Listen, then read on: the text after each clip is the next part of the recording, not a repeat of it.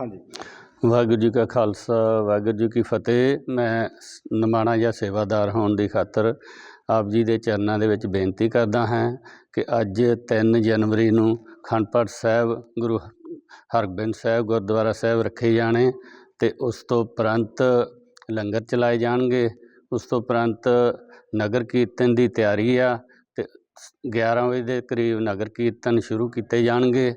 ਸ਼ਾਮਾਂ ਨੂੰ ਸਾਰੇ ਸ਼ਹਿਰ ਦੀਆਂ ਪਰਿਕਰਮਾ ਕਰਦਾ ਹੈ। ਸ਼ਾਮਾਂ ਨੂੰ ਵਾਪਸੀ ਗੁਰੂ ਹਰਗੋਬਿੰਦ ਸਾਹਿਬ ਗੁਰਦੁਆਰਾ ਦੇ ਵਿੱਚ ਪਹੁੰਚਣਗੇ ਗੁਰੂ ਸਾਹਿਬ। ਅਤੇ 4 ਤਰੀਕ ਨੂੰ ਮੱਧ ਦੇ ਭੋਗ ਹਨ। 5 ਤਰੀਕ ਨੂੰ ਰੱਖੇ ਗਏ ਅਖੰਡ ਪਾਠ ਸਾਹਿਬ ਦੇ ਭੋਗ ਪੈਣੇ ਆ ਅਤੇ ਟੁੱਟ ਲੰਗਰ ਵਰਤਣੇ, ਕੀਰਤਨ ਦਰਬਾਰ ਹੋਊਗਾ ਅਤੇ ਉਸ ਤੋਂ ਉਪਰੰਤ ਨਿਸ਼ਾਨ ਸਾਹਿਬ ਦੀ ਸੇਵਾ ਵੀ ਹੋਣੀ ਆ।